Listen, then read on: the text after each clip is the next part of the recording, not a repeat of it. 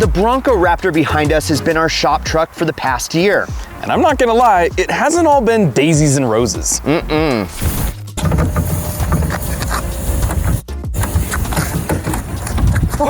the extinguisher, bro!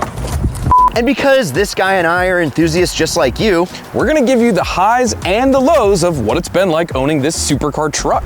And why we're gonna sell it. I'm Brad. And I'm Trav. And let's get into it.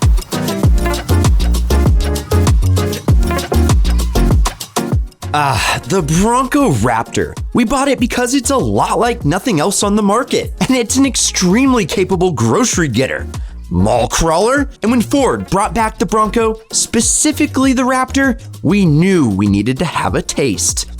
It gets more attention from other dudes than you ever needed, and you never knew that parking could be this big of a chore. But over the past year, we've loved it. And one of the things we love the most is its raw power.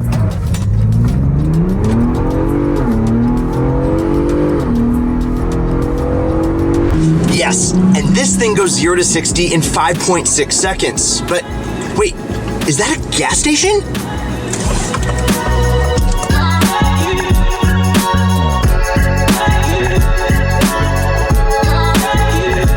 Well, now that we've gotten some fresh premium in this very thirsty pig, I think it's time that we find a cool spot to chat a little bit about what we love. First is this 3-liter twin-turbo V6 that Ford stuffed under the hood. It really shows the power of turbocharging tech, pumping out 418 horses. And the telepathic 10-speed auto plays really nicely with its selectable GOAT modes, which stands for Goes Over All Terrain. Which, speaking of terrain,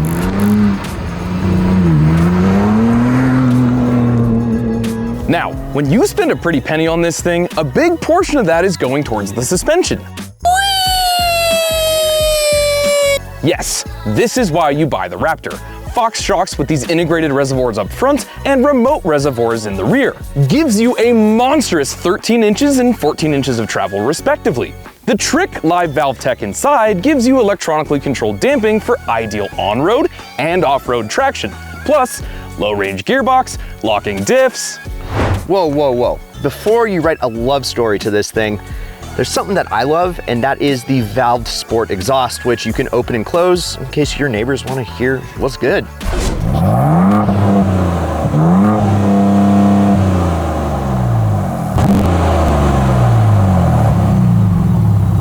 And guys, another thing that I love about this Bronco Raptor is the interior. It's marine grade, which means if you have an accident, it really doesn't even matter.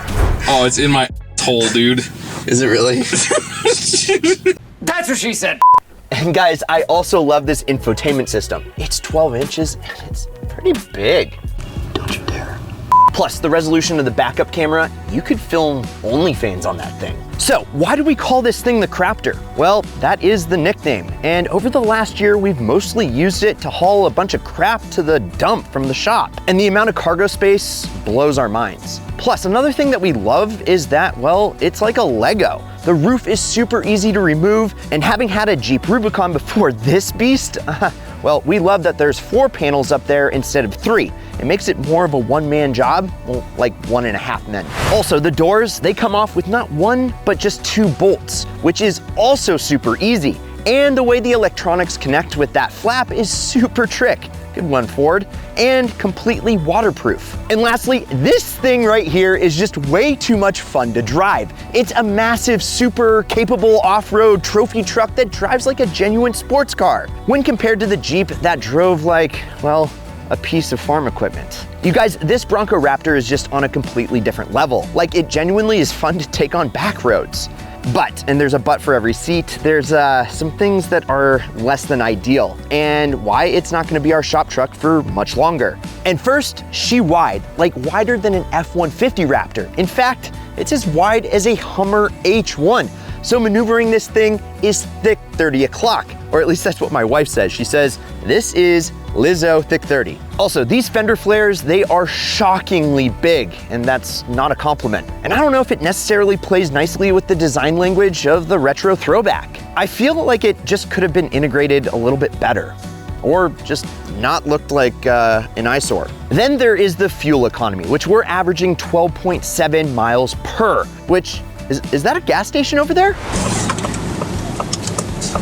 Yeah, seriously, the fact that this thing has a 20.8 gallon fuel tank, we barely squeeze out 250-ish miles anytime we take it on a road trip, which is like just as bad as most of the EVs out there right now. Lastly, it's expensive. Check out what they're trading hands for right now. On average, it's going for $103,000, which the most expensive one sold for $275,000, and the cheapest one traded hands for $87,000. That's absurd for a Ford truck. So why did we buy this thing in the first place? Well, there's really 3 reasons. Number 1 is that we have plans on leveling up to more and more expensive cars, and truth be told, that banks won't finance you for $250,000 if you don't have loan history for like $100,000. That's why we bought this thing. Number 2, Section 179. If you buy a vehicle that weighs over 6,000 pounds, you're able to depreciate it with the business. So we bought this and it actually worked out in our favor for taxes. And third, our friend Jason Camisa, he kind of sort of talked us into it.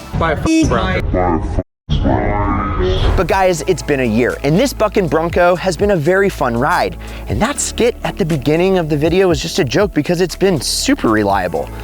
But here's the problem. This right here is a $100,000 truck, and unfortunately it just costs too much money for us to comfortably use it off-road. If it were 20 to 30K less, well, maybe. But it's just too much truck when you're only running errands like 99.9% of the time, which unfortunately is what most owners are gonna be doing. With all that said, it's absolutely amazing to see what Ford was able to build from the ground up with this Bronco Raptor. It's extremely capable off-road, but it still crushes it on the tarmac as well. It's smooth, can be customized however that you like, and attracts more attention than any other SUV that we've owned. And with all that said, it's time to send this multi-trick pony to the train station because as cool as it is, it's not gonna fit most people's needs for a daily.